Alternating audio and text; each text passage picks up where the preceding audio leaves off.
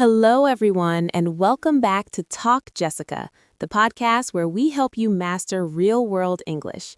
I'm your host, Jessica, and today we have a fantastic episode for you all about airports.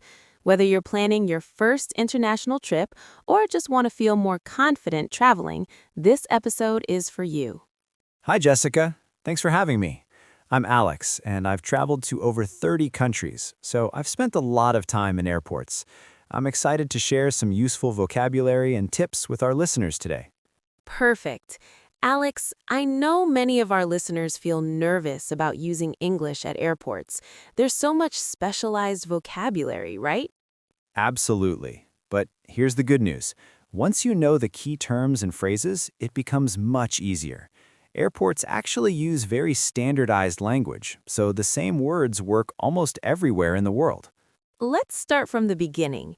Alex, what's the first thing people need to do when they arrive at the airport? Well, first, you need to find your airline's check-in counter. Check-in is the process where you get your boarding pass and drop off your luggage. The counter is the desk where airline staff help you. Right. And here's an important vocabulary note for our listeners. We say check in as a verb, I need to check in, but check in with a hyphen is a noun, like the check-in process. Great point. Now, many airlines also offer online check-in or mobile check-in, which means you can check in on your phone or computer before arriving at the airport. This saves a lot of time. I love that feature. So when you get to the counter, what happens next? The agent will ask to see your passport and ticket or confirmation number. They'll ask about your luggage. Here's some key vocabulary. Your big suitcase that goes under the plane is called checked baggage or checked luggage. The small bag you keep with you is your carry-on or hand luggage. And there are weight limits, right? Exactly. The agent might say, your checked bag is overweight. That means it's too heavy. You might have to pay an excess baggage fee, which is extra money for bags that are too heavy or if you have too many bags. The standard limit is usually 23 kilograms or 50 pounds. What other questions might they ask at check-in? Common questions include, did you pack your bags yourself? And has anyone given you anything to carry for them? These are security questions to make sure you're not carrying anything dangerous. After check-in, what's next? Next is the security checkpoint or security screening. This is where they check passengers and their belongings for safety. You'll need to go through a metal detector or body scanner. This is where people often get confused. What do you need to take out of your bags? Great question. You typically need to remove your laptop and put it in a separate tray. That's the plastic bin they give you. You also need to take out any liquids that are in containers larger than 100 milliliters. All your liquids should be in a clear plastic bag. And what about the things you're wearing? You need to take off your belt, jacket, and sometimes your shoes. Put everything in the trays that go through the X-ray machine.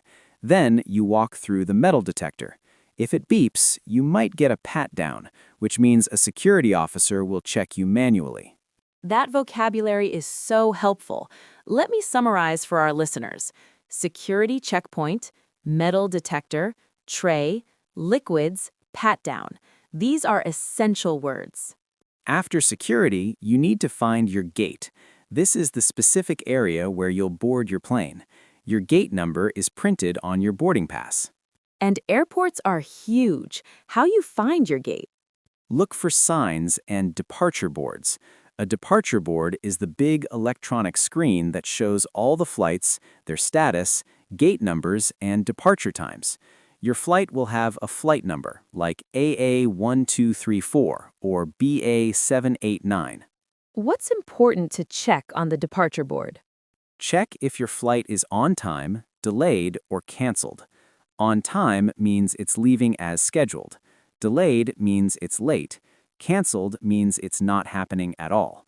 You should also check for any gate changes. Sometimes your gate number changes at the last minute. That's happened to me. I almost missed my flight because I didn't notice the gate change. What else should people know about gates? When you get to your gate, listen for announcements. The staff will announce when boarding begins. Boarding is the process of getting on the plane. They usually board by groups, first class, business class, then economy class by rows or zones. Let's talk about boarding. What happens?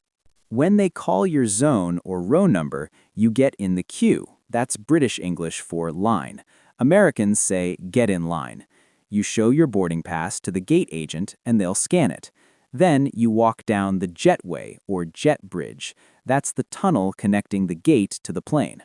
And once you're on the plane, Find your seat number.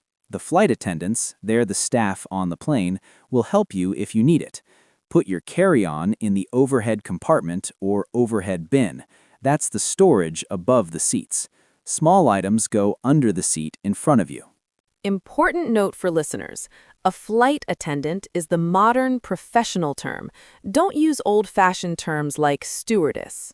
When you land at your destination, you'll go through immigration or passport control. This is where officers check your documents and stamp your passport. What might they ask you? Common questions: what's the purpose of your visit? You might answer tourism, business, or visiting family. They might ask, how long are you staying? Or where are you staying? After immigration? You collect your checked baggage at the baggage claim or luggage carousel. That's the moving belt where bags come out. Then you go through customs, where they check if you're bringing in anything restricted. You'll see signs saying nothing to declare if you have no restricted items, or goods to declare if you do. All right, Alex, let's do a role play to practice. I'll be the passenger and you be the check-in agent. Ready? Ready. Good morning. Welcome to Global Airlines. May I see your passport and booking confirmation, please? Good morning. Here's my passport and this is my confirmation number on my phone. Thank you, Miss Johnson. I see you're traveling to London today. Are you checking any bags? Yes, I have one suitcase to check in. Perfect. Please place it on the scale. Okay, that's 22 kilograms, so you're within the limit. Did you pack this bag yourself? Yes, I did. Has anyone given you anything to carry for them? No, no one has. Excellent. Would you like a window seat or an aisle seat? An aisle seat, please. Great. Here's your boarding pass. You're in seat 24C. Boarding begins at 10:30 a.m. at gate B7. Your flight departs at 11:15 a.m. Thank you. What time should I be at the gate? I recommend arriving at the gate at least 30 minutes before departure, so by 10:45 a.m. at the latest. Perfect. Thank you so much. You're welcome. Have a great flight. That was great practice. Let's recap some useful phrases for our listeners. At check-in, I'd like to check in for flight number. I have one bag to check. Could I have an aisle/window seat? At security, do I need to take off my shoes? Where should I put my laptop? At the gate, has boarding started for flight? What time are we boarding? Which zone am I in? On the plane, excuse me, I think that's my seat. Could you help me with my bag? May I have some water, please? At immigration, I'm here for tourism/business. I'm staying for 2 weeks. I'm staying at the Hilton Hotel. These phrases are gold. Practice them before your trip. Alex, any final tips for our listeners? Yes, always arrive early, at least 2 to 3 hours before international flights and 1 to 2 hours for domestic flights. Keep your important documents easily accessible, and don't be afraid to ask for help. Airport staff are used to helping non-native English speakers. Wonderful advice. Remember, everyone, airports use these same terms worldwide. So once you learn this vocabulary, you'll be confident anywhere. Practice these phrases, maybe even role play with a friend like we just did.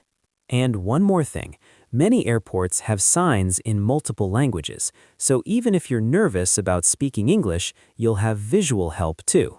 Perfect. Thank you so much for joining us today, Alex. This was incredibly helpful. My pleasure, Jessica. Happy to help. And thank you to all our listeners.